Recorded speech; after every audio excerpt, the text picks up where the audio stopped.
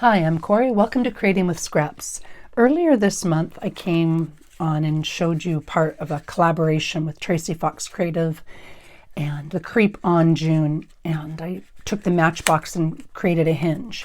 And I had mentioned that I'd come back later this month and show you the mini journal that I was putting inside.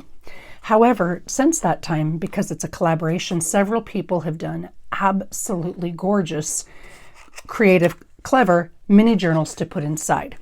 And as I was thinking about it the other day, I thought, well, I could show you another mini journal, but there's already a lot of them. And Tracy had shared how to, and I believe others have as well, how to take pieces of the kit and make books that you can put in there. It's got the Legend of Sleepy Hollow by Washington Irving on it, and how to fold this to make a book that you could also use. So I thought, well, I know that there are more options with this kit and more ways to use it. And so rather than doing something that's been done, I thought, well, why not try to come up with something that hasn't been done?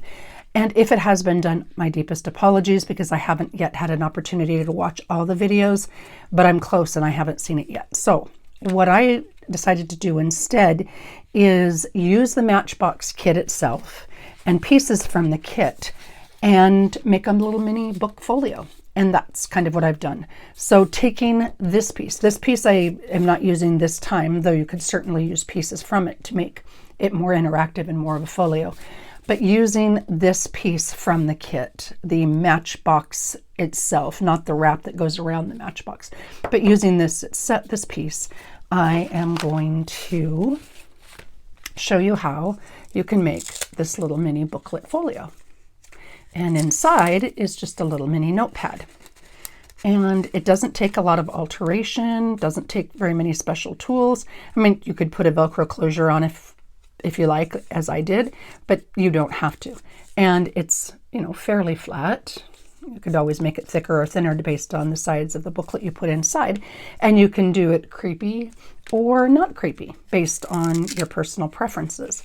And here's another variation. This book is a little bit thicker just because I was wanting to use a little bit thicker book, but there's the no creep factor and the creep factor, so you get to choose, and it's very straightforward. And anyway, let's do it. Okay, so you need the Matchbox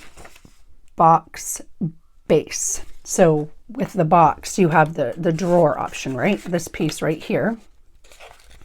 And this is the piece that we're using, and then this is the wrap that you can put around the top. So this is the piece that we're using.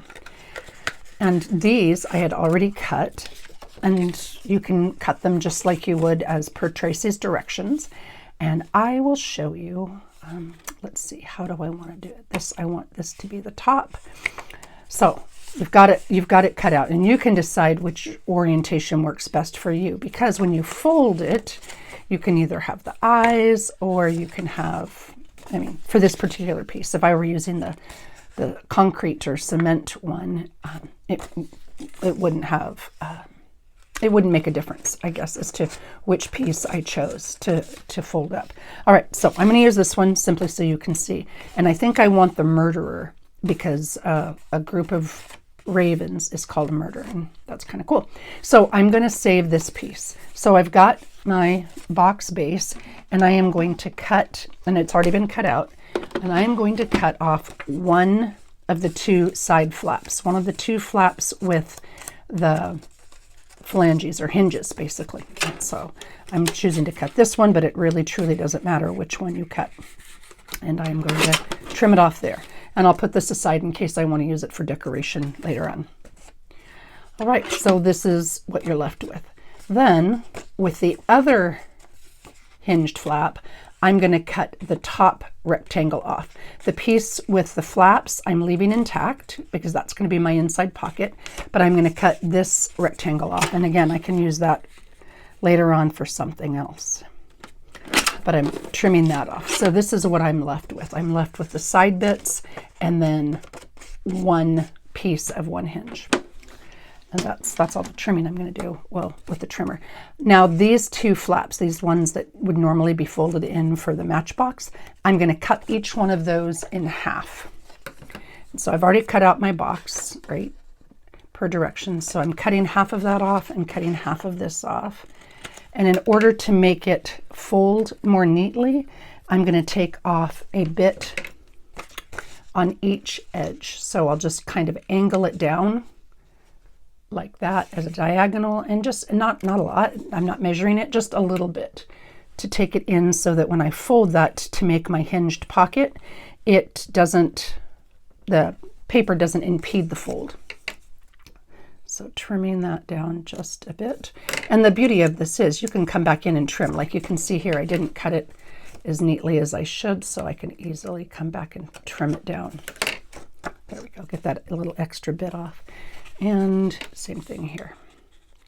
Now you can just use the lines that are on here as your score marks, but I don't. I generally tend to use my scoreboard. But before I do that, I am going to ink the inside. Now you can cover this with a piece of paper if you choose, and you can see here my cut, well maybe you can see, isn't perfectly straight. And so I will just trim that up. I mean, I could use a scissor, but this is pretty easy, and so I'm going to trim that up and even it out. All right. Now, because I don't want to cover this with paper, you can, thinner paper, but I'm using cardstock here, and I don't want this to be any thicker than it already is. So I'm going to come in and ink the inside edges,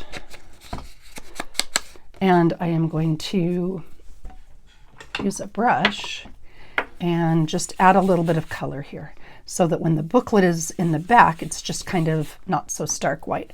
If I had printed this on coffee dyed paper, I wouldn't have to do this step, but I didn't, so I will. And you can use any blending tool that you like, or not add ink, or actually tissue paper would work great here, or tracing paper, or anything thin. But for the sake of speed and ease, I'm just going to blend this in a little bit. And boy, did that, I didn't do a great blending job, but that's okay. It's not really going to show, and I can add something later if I really don't care for it. All right, so there is my inside bit, and it's mostly inked. Not perfect, but that's okay. Then I ink, because I like ink. If you're not an inker, the step is, you don't have to do it. But I ink the inside edges so that when it folds, when I fold it in, I don't see that stark white outline of paper. So I've inked the inside bits, and then this is the inside of my pocket. And then I'll flip it over and I'll ink the outside of the printed area, just because it's a lot easier to do prior to folding it. And this probably takes longer than anything else. It's a quick little project. And the beauty of this is it'll work with any of your matchboxes. If you have other Tracy kits or other matchbox kits, no matter the theme, no matter the season, you can make these little booklets to work for you. Let me make a fun inclusion in a journal or in Happy Mail. All right, so I've inked the edges. Now I'm going to use my bone folder, not my bone folder, my scoreboard, and I'm going to score on these lines, just because I find it easier to line it up straight. If you don't have a scoreboard, not a big deal, it'll still work. So where the lines are on the matchbox are the places that you want to score.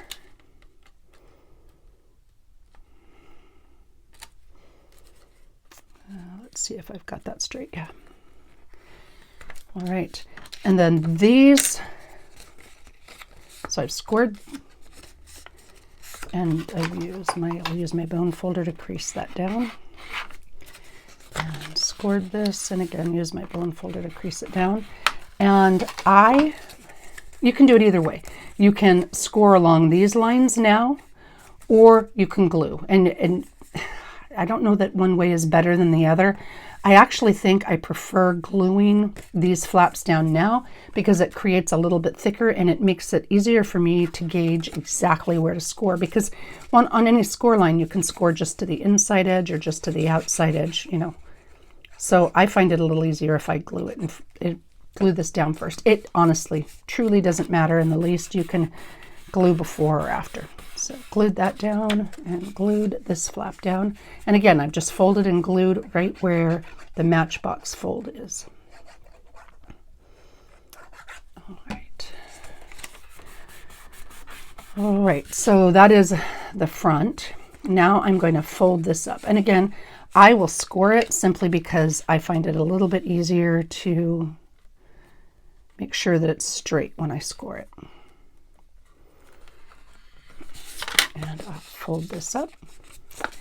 And you've got the fold lines here also. Now I generally tend to fold just to the inside of that so that when I lift it up here, it doesn't catch where I'm going to fold it here. You know, 6 of one, half a dozen of the other. Score it on the line or not, whatever you find easiest. You can do this without a scoreboard. I just think it's easier with a scoreboard. It's one of those tools that some people don't have, but if you were, you know, thinking of making an investment into your hobby, this is one of the items that I find to be a worthwhile investment. So I folded those little flaps in, and you can see here I didn't fold it perfectly straight. That's an easy fix. Just refold it a bit. Now I'm going to fold. No, I'm not going to fold. I'm going to glue these flaps. And the reason I do that is because it gives me a little bit more depth, and I can put a little bit thicker booklet or notepad in that pocket if I choose to. So you can see here that the fold or the pocket is just the inside edge of the area that is going to fold over my closing flaps, right? And let's see here. I'll use my bone folder. You can see the pocket goes from edge to edge. Those flaps allowed me to go all the way across.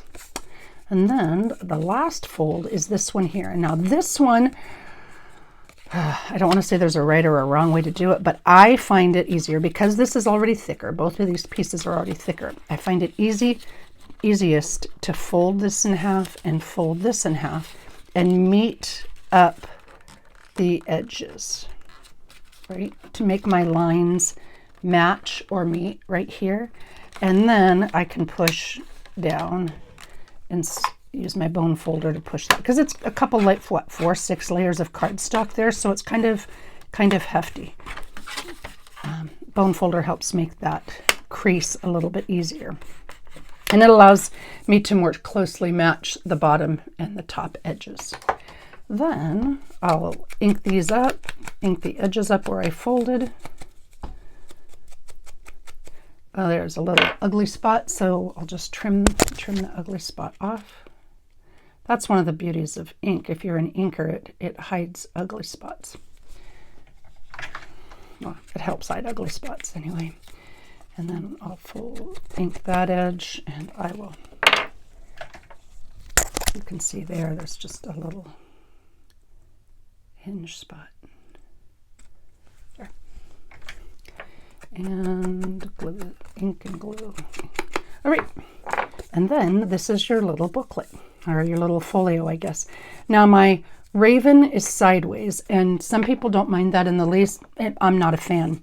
So when I'm creating my flap closure, I can choose where I put it. Like here, I put this one on the bottom, and here I put this one in the middle.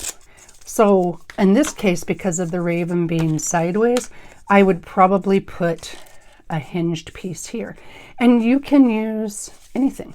This is the leftover bit from the flap that I cut off on this. And actually, I really like the way that looks. So I will trim this down and use that flap as my closure on this, because I do kind of want to hide that raven. I like the raven, but I don't like the fact that he's sideways. So I could fussy cut out a raven if I wanted to include it and put it facing in the same or the correct direction. But again, completely personal preference.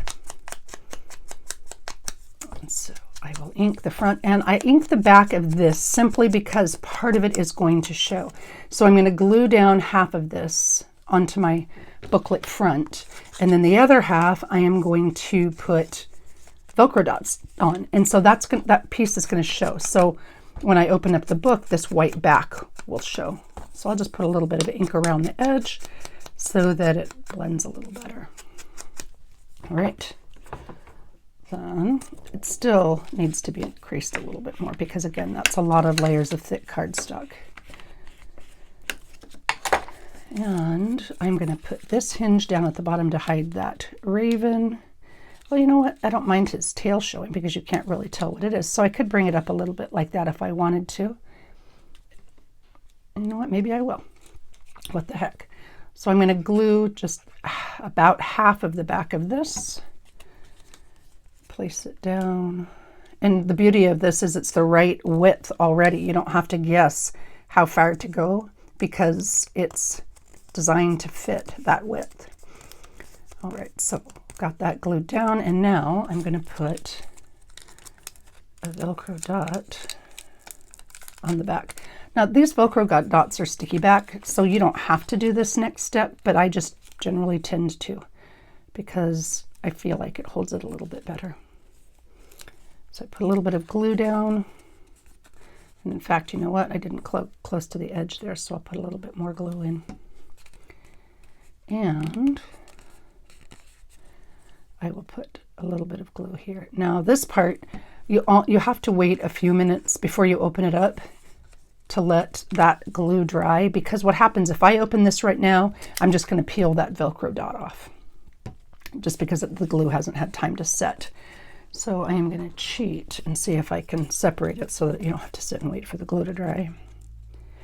Yeah, you can see there it's going to peel apart. So I'm going to put this between the two Velcro dots so that they stay where they're supposed to be until it dries completely. And again, that's where I trimmed it, so I'll put a little ink there. So Velcro dot, Velcro dot. And now I can decorate the inside. Now I had already made a little booklet or a little notepad. And the dimensions on this little notepad for this inside pocket are 1 3/4 inch wide by 2 3/4 inch tall. That seems to fit in here pretty well. And there's a little bit more room. You could make it a smidge bigger or a smidge smaller, but it just seems to fit in there nicely. And I can leave it just like this, or I can add a bit to it. So maybe the murderer in this case is the owl. I don't really love that. Here's a little butterfly. Oh, I kind of like that, but it needs to be just a bit wider. So maybe I could mount it on something, or maybe I could fussy cut an eye and put the eye there. That'd be kind of cool. No reason I couldn't. So then that's when your personal preference and taste comes in. You can add something to the top. If I didn't want the murderer to show, if I didn't want that word, I could cover that up with something. And I've got all kinds of little bits in here from the kit. There's all kinds of cool things. So, the eyeball, oh, that's kind of fun. I could put the eyeball right here. If you were wanting something a little creepy, I could just ink the edges of that and put the eyeball right there. That's the eyeball of the murderer. You know what? I do like that, so I'm just going to do it. And when I add something like this where it's peeking off across the top, I'll just glue part of it. So I'll put the glue down to this section and then leave this piece in unglued so that it can tuck behind. And in this case, I'll just put a little bit of glue right there so I don't glue in the wrong spot. I'll place down my murderer's eyeball. Maybe make it straight. There you go. And then so this will still go in and out. And I have a little bit of a decoration. I can add more. Like on this one, I just put a little tag that was in the kit. I used that as my decorative piece. This one I put one of the itty bitty skulls on the front, and I just put one of the skull jar on the inside. So you can use the pieces in the kit to make it exactly as you want. These pieces were inside the kit. Same idea. So just kind of a fun little booklet. Great way to use up if you've got extra bits of your kit or if you just want to do something different.